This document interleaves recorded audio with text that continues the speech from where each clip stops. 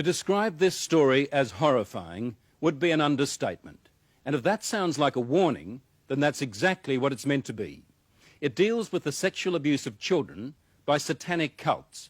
And not only that, human sacrifices as well. We started investigating these secret satanic cults when a British Member of Parliament linked them with the ritual murder of children. In this day and age, it sounded too far-fetched, as did suggestions that the same thing might be happening in Australia. But then we met Teresa. She's only 15, and for 12 of those years, she's been the victim of relentless depravity. Teresa's story is both shocking and compelling, yet it's a story she's anxious to tell. But again, we should warn you that parts of this report may be distressing. Friends of family and strangers and my family used to rape me. Make me abort the babies I had. It would be hard to imagine more misery and suffering than what Teresa says she's had to endure. Then us kids would be made to do things with the adults and the animals, and then a sacrifice would happen. The sacrifice, were these animal sacrifices? Animals and people. On what scale do you think this was happening? Enormous, far beyond what we've ever heard of here before. Teresa's mother, Bridget. You're talking about mass murder? Yes, on a scale that this country's never heard of before. Like the old people's homes now, only these are... For the first time, Teresa is learning what it's like to live with love instead of fear. Pretty low. In this quiet English village, with the help of her mother, she's slowly repairing her broken life. Teresa is now 15, but at the age of 2, she was left in the care of this woman, the grandma she called Nan. And that, she says, is when her torment started. Who was the leader? Who was the boss of the gang, of the cult? At home it was my nan. Your Nan made you have sex with animals? Yeah. Like goats and donkeys. The story of Teresa is a story almost too horrible to recount.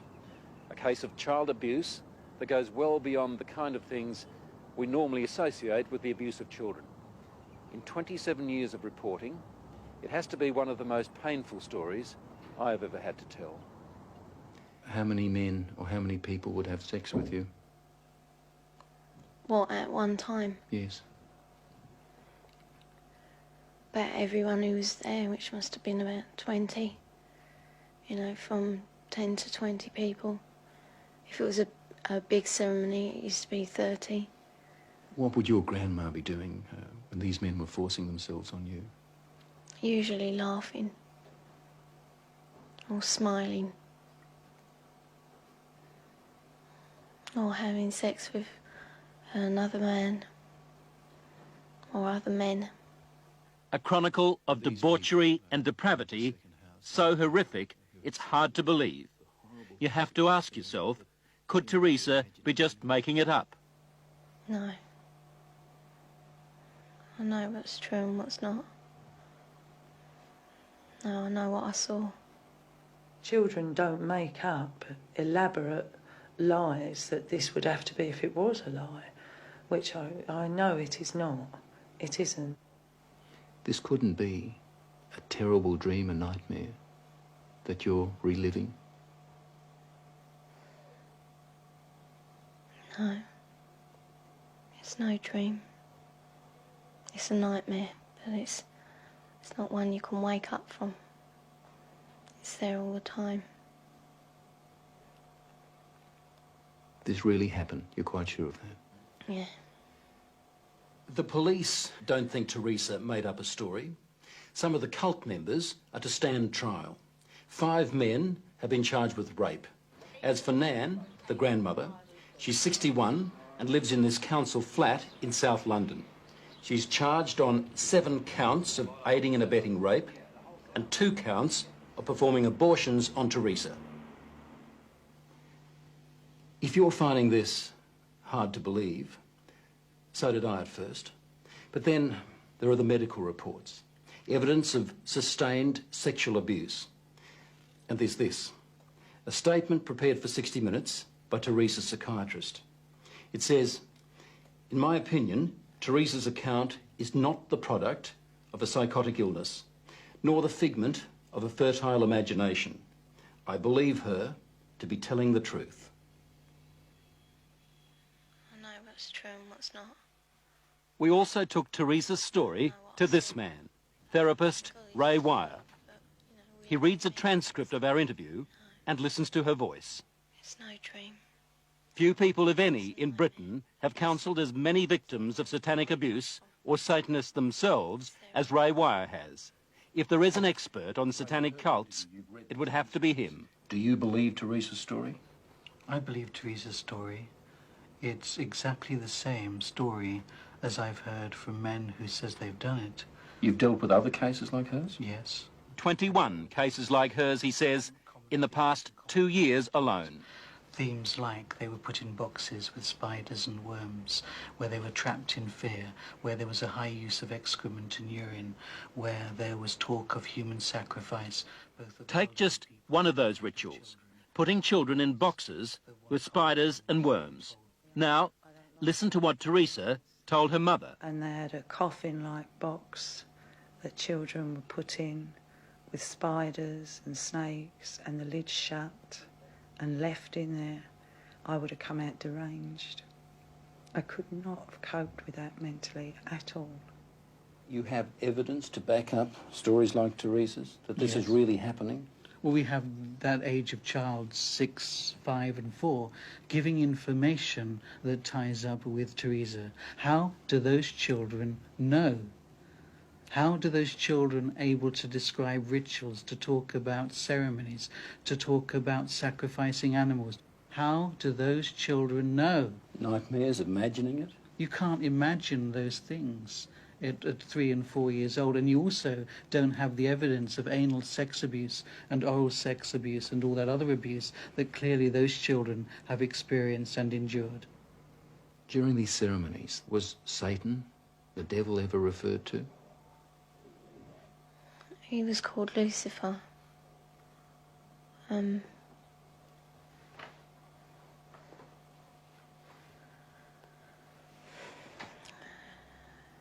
What did they say about the devil, about Lucifer? That killing the people made him happy. Sacrifices to please the devil. According to Teresa, the worst rituals took place at a house somewhere in the country. It was big, you know, expensive. From the front it looked like a castle. You know, it had a long drive and big double wooden doors. Do you think they were rich people then? Very rich.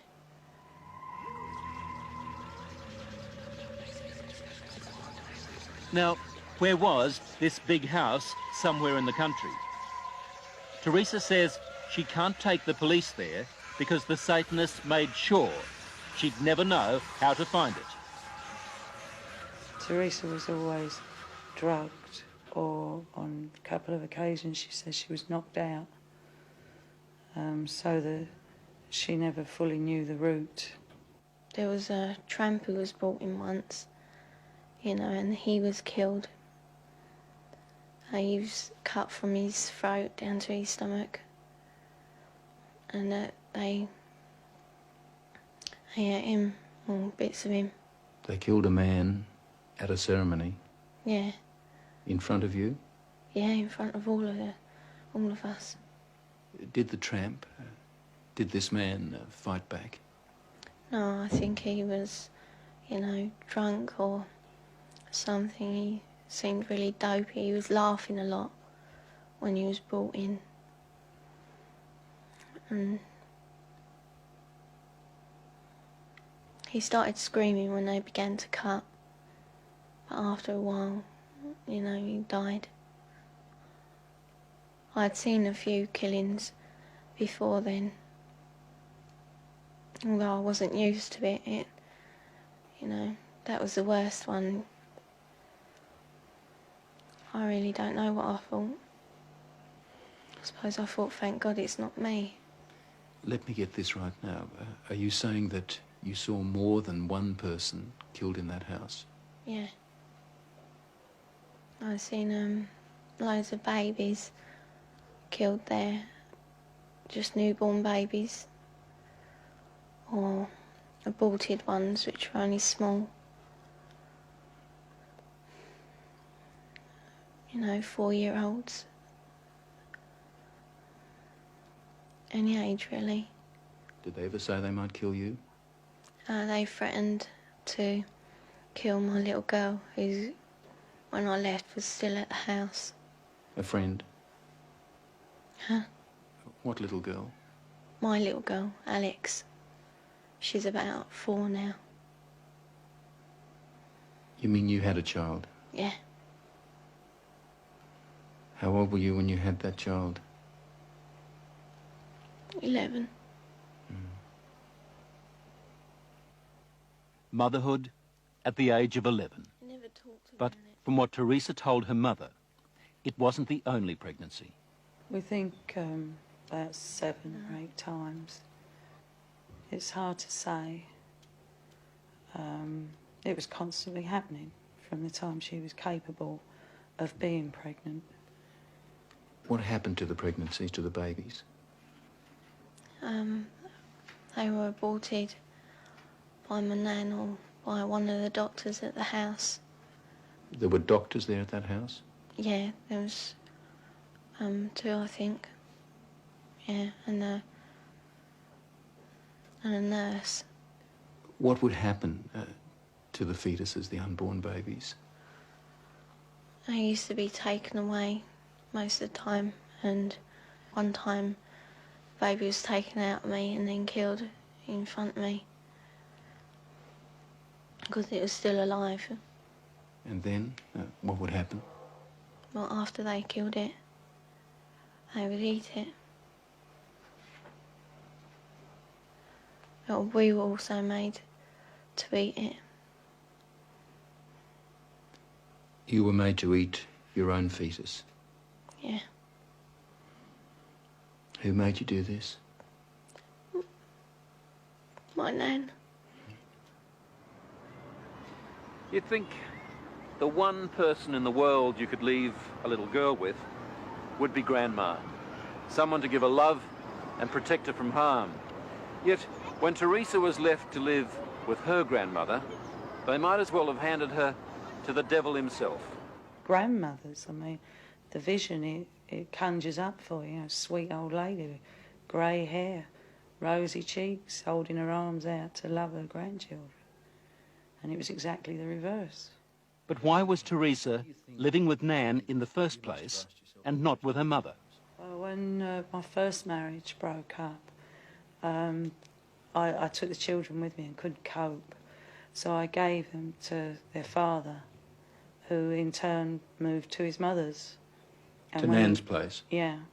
And when he left the Nan's place, he left the children there.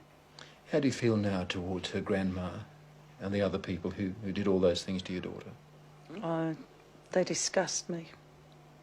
They are the worst form of life this earth has had the misfortune to create.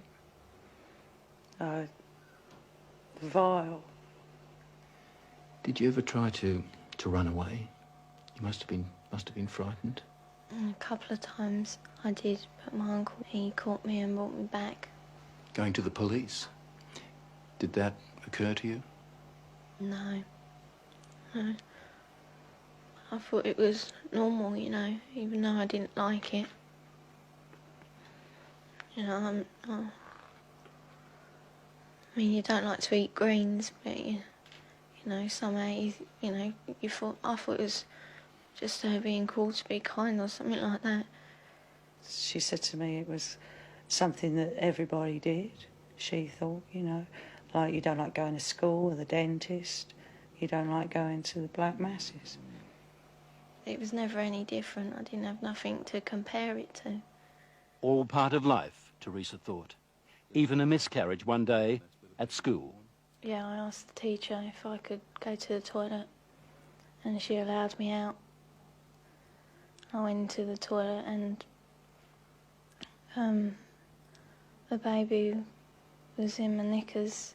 I thought it was dead, but it wasn't. It was still moving.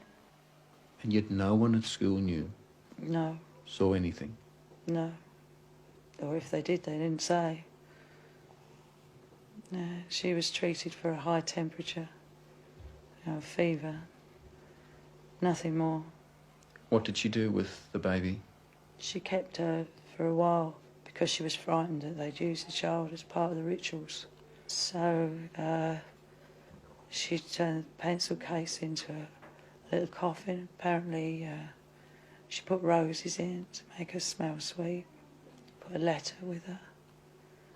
Pictures of herself and her brother.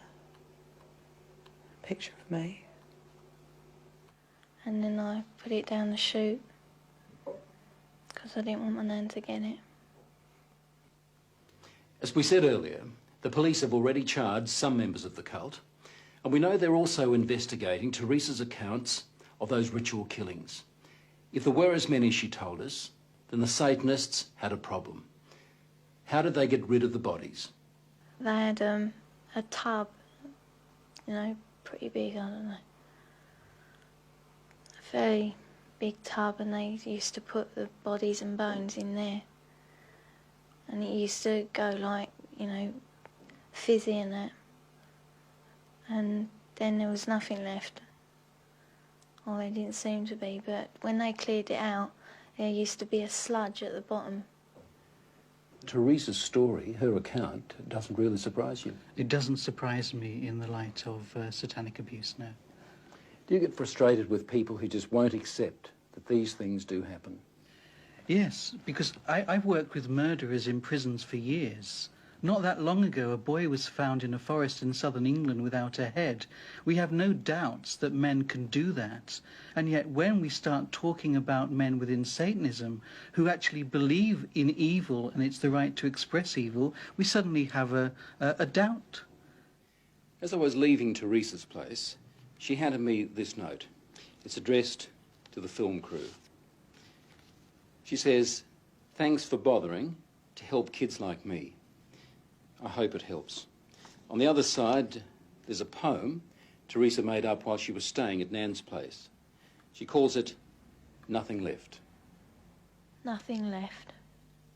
I would scream, but there is no voice left. I would cry, but there are no tears left. I'd fight, but there is no strength left. That was just part of our investigation of Satanism in Britain. We're also gathering evidence about the activities of such cults here in Australia. Hello, I'm Liam Bartlett. Thanks for watching. To keep up with the latest from 60 Minutes Australia, make sure you subscribe to our channel. You can also download the 9Now app for full episodes and other exclusive 60 Minutes content.